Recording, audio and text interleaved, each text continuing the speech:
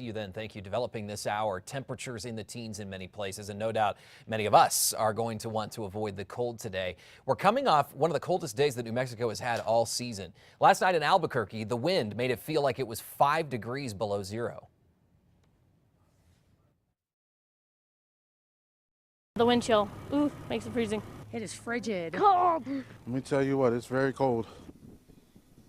The wind whipped around snow in some parts of the state, making navigating the roads a little tough for drivers.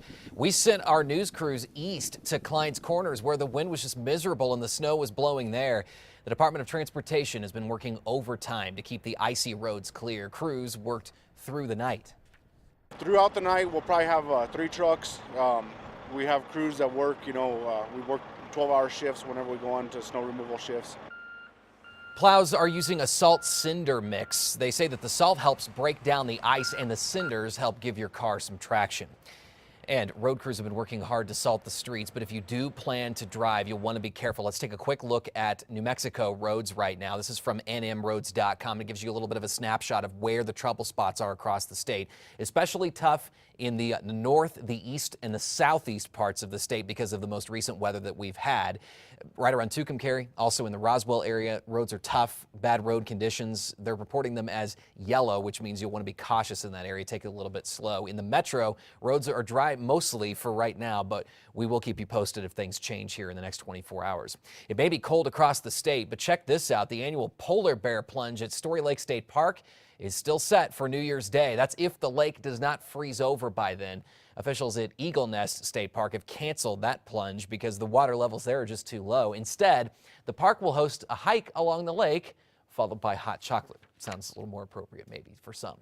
You are helping us tell the weather story this morning. Carrie Brodeur sent in this picture from Tijeras showing the snow piling up on the local Frisbee golf course. They're coating the trees in winter white. That does give a good snapshot of what we're facing. This is what it looks like in Las Vegas. Thanks to Amber Sena for sending that in. And take a look at a great picture from Pete Callahan in Mosquero. He says the old barn there was almost crushed by snowflakes yesterday afternoon. Kind of lost in the middle of that picture. If you have pictures or video to share, we would love to see them and share them on the air. Send them to report@krqe.com.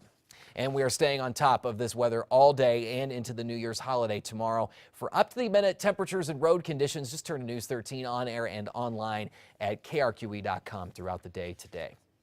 504, a metro area homeowner is recovering this morning after deputies say he was shot in front of his family by a burglar.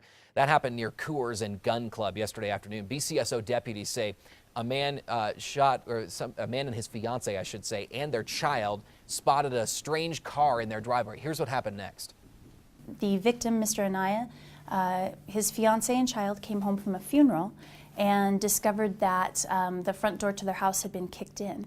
Mr. Anaya went to investigate what had happened and was basically attacked. A fight broke out and spilled into the street. One burglar took off, but deputies say the other crook, 22-year-old Albert Jaramillo, then shot the homeowner in the shoulder.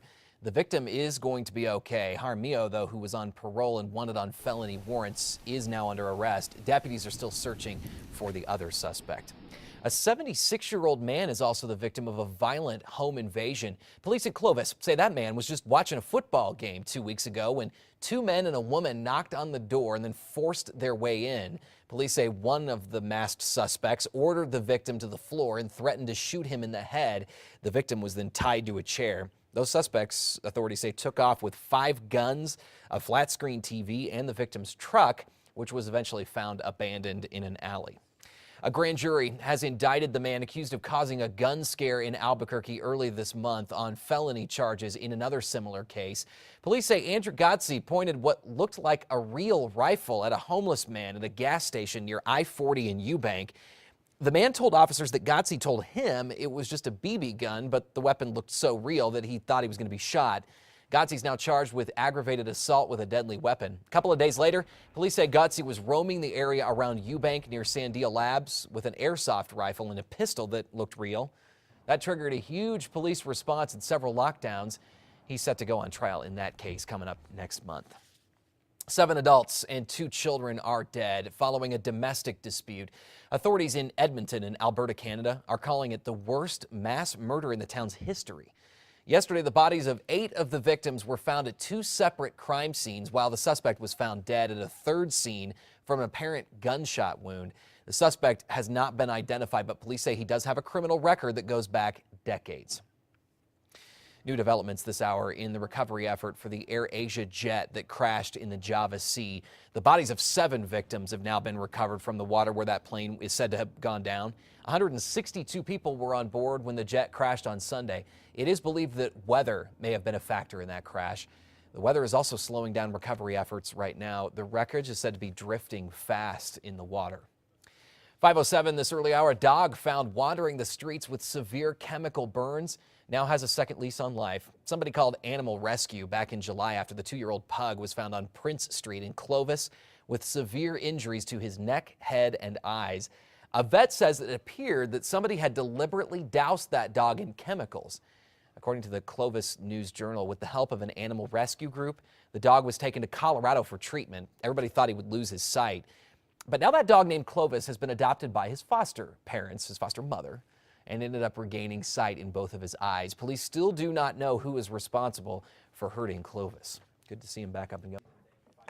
Now let's get to the latest road conditions statewide. This gives you a good snapshot of what we're facing as we start the morning here. Here's what you need to know. Particularly around the Roswell area, NMroads.com is reporting that there are tricky spots on the major highways there. I-40 east of the metro area into the Tucumcari area, Santa Rosa. You're going to experience difficult driving conditions there too.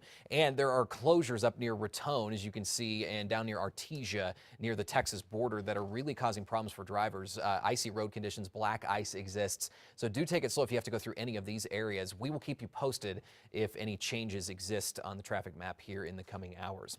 The snow that we're seeing this morning is just a preview of what you could expect during the New Year's Eve celebrations tonight. The metro area, Kristen's reporting, could measure snow in inches by tomorrow morning. It's expected to pile up and give the city a lot more than the dusting we saw on Friday. The Department of Transportation tells us that their fleet is ready to go and crews are getting ready to jump into their plows and head out. The state will start monitoring local roads today at noon. When the snow starts falling, the transportation plows will run 24/7 throughout the metro. The Water Utility Authority reminds you meantime to prep your pipes for the cold weather. We collected some helpful ideas for you for the coming hours. Experts say disconnect and drain outdoor hoses, shut down your sprinkler system. Be sure to insulate pipes and faucets in unheated areas. Also, maybe drip a faucet if you're going to be out of town, and open those cabinet doors. That allows warm air to circulate around the pipes. Good advice. You know, winter storms are good news, though, for the ski resorts in our state. Most are open today. This is their busiest week of the entire season, bringing in a big chunk of their revenue. George Brooks with Ski New Mexico says for some resorts, this holiday week makes up to 40% of their revenue for the season, but others are still waiting to open. Sandia Peak and Parajito need a good snowstorm. We're hoping to get them open any day now, and with some new and hopefully a substantial amount of natural snow, I think that could happen. Ski Santa Fe is 90% open right now with a 44-inch base. Officials there say so far they're ahead of last year with ski season pass sales. Meteorologists predict a wetter than normal snow season for the start of 2015. The next storm, New Year's Eve, should help the northern mountains and west slopes tonight. But even without the natural snow, resorts continue to pump out man-made snow with the cold weather. Time is 5:34 right now. It's not just New Mexico that's getting slammed with the winter weather. California is getting its share as well. Hundreds of cars were stranded on the roads in the San Bernardino Mountains. The snowfall still sort of falls short of what's needed to help pull that state out of its devastating drought that California's been experiencing in recent months.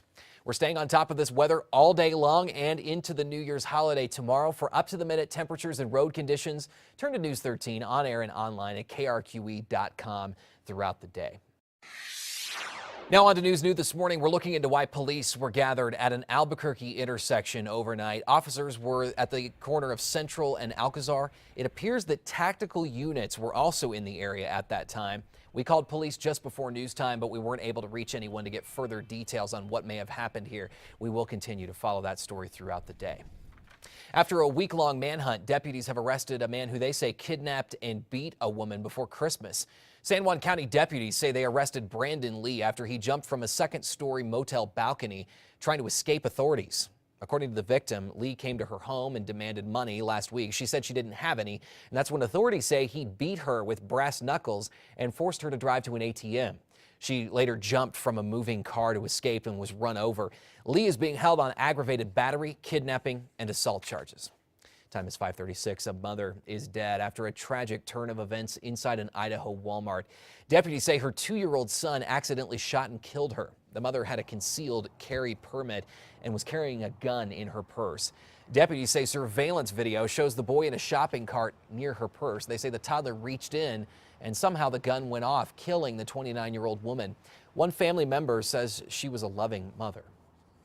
Take a look at this mess in Chicago. A building used by Morton Salt partially collapsed, and tons of road salt spilled onto several cars there. Those pricey vehicles were from the Acura dealership next door. Oops, right? Luckily, no reports of injuries. They don't know yet what caused that collapse. The 100-year-old Morton company is best known for its pourable table salt, but they also make salt that helps to melt ice. We've learned that 5 different companies have big plans for a plot of land near UNM's sports stadiums. UNM's Lobo Development Group is looking to lease the land on the corner of the football stadium's parking lot. It says 5 different companies have put in bids, that is, to build a restaurant there. The university's not saying yet who's applied, but says it should start interviewing applicants next week. Here's some hints, or I should say there are some hints about what business could come into that area. News 13 heard from Wise Pies owners who say they want to put a pizza franchise at that location. The Duke City is getting a new brewery downtown. The Bose Brothers Brewery has plans on opening up on the northwest corner of 6th and Gold. The Albuquerque Business First reports they want to turn an empty parking lot into a tap room. So we'll see what develops there. So if you plan on drinking for tonight's New Year's Eve celebrations, there are options to get you home safely. Tavern Taxi is once again offering free rides from any restaurant or bar tonight. You can call ahead 505-999-1400.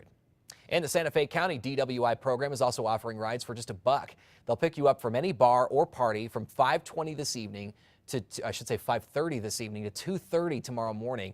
Just call the number you see on your screen for more information on those programs. Final preparations are underway in New York for a tradition that's more than 100 years old now. Organizers powered up the 32,000 LED lights and hoisted the New Year's Eve ball into position above Times Square today. It's encrusted with more than 2,600 Waterford crystals and weighs in at nearly 12,000 pounds. When we count down with the IRC those final 60 seconds, over 190 million Americans will be counting down with us in unison. I can't think of another moment in time like that. While organizers prepare for the big ball drop, patrols are out in force and barricades are being delivered by the truckload.